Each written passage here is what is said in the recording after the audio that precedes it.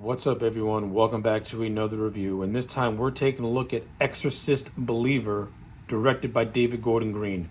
The film tells a story of these two sets of parents who have to save their daughters from being possessed by a demonic spirit. Yeah, that is the overall story of Exorcist Believer. Let's quickly go over this movie. So, the original Exorcist movie has been pretty much in my life ever since I was 10 years old. And basically, since I was 10 years old, that's been one of my all-time favorite horror movies. It's the my second favorite, right below The Shining. And the reason why I loved that first Exorcist movie, because it was legitimately scary. It was legit creepy. I mean, yeah, if you watch the movie now in a 2024 mindset, some folks may not like it. But to me, The Exorcist, it still holds up. And the reason why that first movie holds up is because it takes a grounded and realistic approach to its source material, and it doesn't ever cross into hokey territory. I can't say the same about Believer. I did not like this movie. I think, let me get my thoughts straight. I think Exorcist Believer is better than Exorcist 2, which is a joke. And it's better than the two prequel movies, The Beginning and Dominion, for the most part. Though I think Dominion just edges out this movie just a little bit more. Believer comes across as a movie that thinks it's The Exorcist, but it's not. This movie to me comes across as just a run-of-the-mill possession movie that you've seen 100 times. And the very small strands that make it feel like an Exorcist movie is that you do hear the iconic Exorcist theme in certain parts of the movie, that dun dun dun dun dun dun dun dun dun. No, you do hear that in certain parts of the movie. And you have the return of the great Ellen Burstyn as Chris MacNeil. Don't get me started on what they do with Chris MacNeil, because I thought it was phenomenally stupid and makes zero sense. If you were to watch this movie and the original movie back to back, it makes Chris MacNeil comes across as a complete and utter dumbass. I'll get to that momentarily. But take away those two strands. And an epilogue at the end. You would thought you were watching just two girls. You would have thought you were watching a movie like The Exorcism of Emily Rose. Like, nothing about this movie makes me feel that I'm watching an Exorcist movie. Aside from maybe a handful of visual cues that pay tribute to that first movie. For example, the scene opens up in Haiti with the photographer named Victor, who is our lead character, taking a picture of these two dogs that are fighting. The way these two dogs are fighting with each other is the same as a scene with Father Marin in Iraq, where he sees two dogs fighting. You get some nice visual callbacks like that, which are nice little Easter eggs for fans of the franchise. But once this movie's story really starts to get going, it just falls apart for me. Like, I completely and totally lose interest. It starts to feel like a remake of the first movie, but a really bad remake of the first movie that just has too much modernness to it. It has no subtlety to it. It has no creep value, no scare factor. It has nothing going for it. I will say this, though. I would say the first maybe 20 to 25 minutes is pretty solid. I like the beginning in Haiti. I like the whole thing of Victor losing his faith in God after basically these two doctors gave him a choice. You either save your wife who's in critical condition, or you save your child. You can't save both, because one lives, the other dies. I do like how that gets wrapped around at the end of the movie. It's a nice little bookend. But getting to that bookend was just a slog to sit through of just uninteresting things that were set up and didn't really have satisfying payoffs for me. And you have this random amalgamation of different religions coming together, which I don't understand it, because that's not how it works in real life, because a lot of religions contradict one another and they don't often agree with each other. So how you were able to bring these people together to fight a common foe, movie did a real bad job at this whole sense of community spirit. Which I thought was half-baked and half-done. Didn't really and I just didn't like it at all. Not to mention, why are normal folks performing an exorcism? A priest should be performing an exorcism. And the priest that's in this movie, he's a complete and total biatch. Father Marin and Father Karras from that first Exorcist, from that first movie, two total fucking badasses. The the priest from the second movie, whose name escapes me. That movie sucks, but that priest is a badass who actually tries to help Reagan in the end. Exorcist 3 is more focused on George C. Scott, but you do have an exorcist. You do have a priest that's shoehorned in there, especially at the end. But at least Exorcist 3 does feature an exorcism, though it's really shoehorned in. And then you get the two prequels that focus on a younger Father Marin and him having a moment of crisis due to his experiences with the Nazis. Again, the running theme that I'm getting at is that there's always a priest that's more or less a central figure throughout the entire franchise. That's not to say in this movie. There's nothing in this movie. Nothing. Absolutely nothing. It's just regular people who think they know how to do an exorcist and they don't know what the fuck they're doing.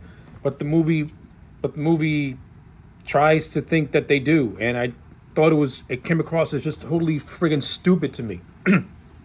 And then you got the stuff with Chris McNeil. I love Ellen Burstyn. She was fantastic in that first movie. She's a very good actress. Bless that woman's heart. I hope she got a good paycheck, because Chris McNeil in this movie was totally and completely useless. And Exorcist Believer is pretty much jumps the shark with the return of legacy characters. David Gordon Green, he got away with it in Halloween 2018 when he brought back Jamie Lee Curtis. And it was actually really well done, and it was actually one of the better iterations of Laurie Strode. Then a lot of movies started bringing back legacy characters with no idea what to do with them. A good example, the Chainsaw movie from 2022 brings back the character of Sally from that first movie, has no idea what to do with her. This movie is no different. You bring back Chris McNeil from that first movie, you turn her into a exorcist expert, which doesn't make any sense. And then you literally have a scene where she complains to one of the characters that the reason why she wasn't in the room when the two priests were performing an exorcism on her daughter was because of the patriarchy. The people who wrote this movie are fucking stupid. How do you write this line and not think to yourself, hey, listen, if we have her say this movie is going to completely recontextualize the two priests in that first movie who literally killed themselves, who literally died saving her daughter, and this ungrateful bitch just spat in their face. This movie sucks. I'm glad this piece of shit bombed, and I'm glad there's no movies to further damage the Exorcist franchise, which should have never been a franchise to begin with. Oh yeah. And then Chris McNeil, then they do this really, really stupid scene. I'm sorry, listen. Ellen Burstyn's involvement in this movie is confusing. Why she's even in here, I do not know. She just needed to have a small little cameo, that's it. Instead, there's like a good section of the movie that goes on for like maybe 5-10 minutes where she more or less has her own little thing where she meets one of the possessed girls and then she loses her eyes. Chris tries to act like a priest, and it's clear as day that she has no idea what she's doing. Yeah. Oh my god, this movie's so fucking stupid. This movie is terribly bad. Chris McNeil is totally wasted in this movie, and she's made to look like an ungrateful schmuck. And Ellen Burstyn, you can tell this woman was just working for a paycheck, because she gives absolutely the barest of bare bone performances. I get it, she's an older woman now, but Jesus Christ, man, put some effort into it. Since I already mentioned, at least some of the acting in this movie is decent. I like Leslie Odom Jr., who plays Victor, the lead guy. He puts in a really solid performance, and I buy him as a father desperately trying to save his daughter from whatever is going on with her. Speaking of which, I thought the two little girls were decent. When they're possessed by the devil, they do got some moments where they can be creepy a little bit. I think David Gordon Green chose to be more over the top, to the point where it comes across as unintentionally hilarious, especially when one of the girls goes into a church and starts to shout and scream like a mad girl, like a mad woman. I got chuckles out of that. It didn't scare me. It made me laugh because it's so hokey.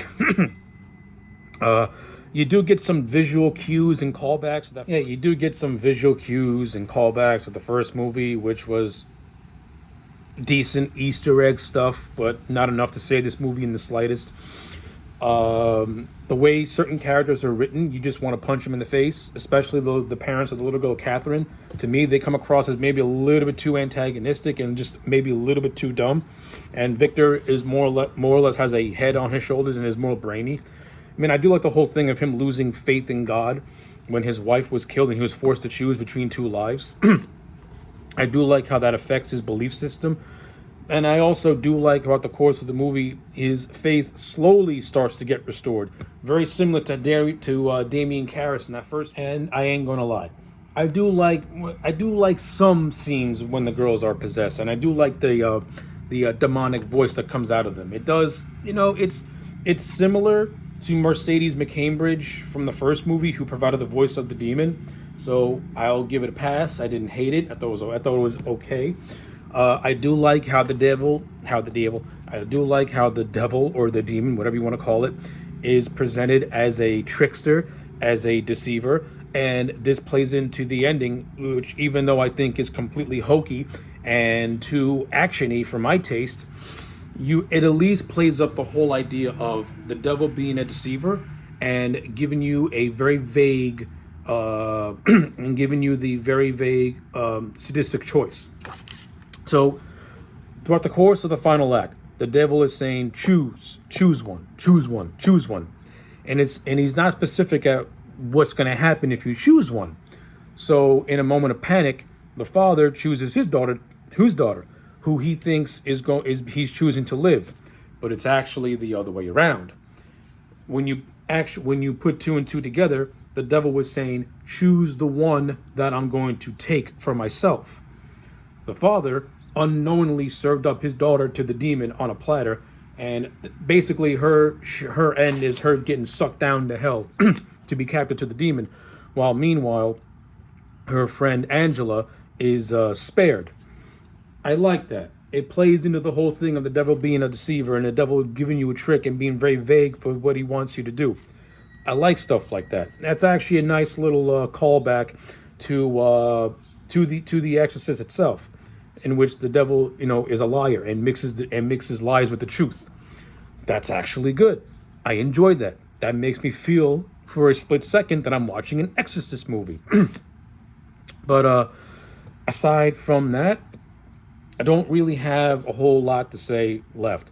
Linda Blair, Reagan from that first movie, does have a nice little cameo in this movie where she reunites with her mom. That was okay. That was nice. In terms of production values, as I said, I think the first 20 to 25 minutes was actually really well directed for the most part.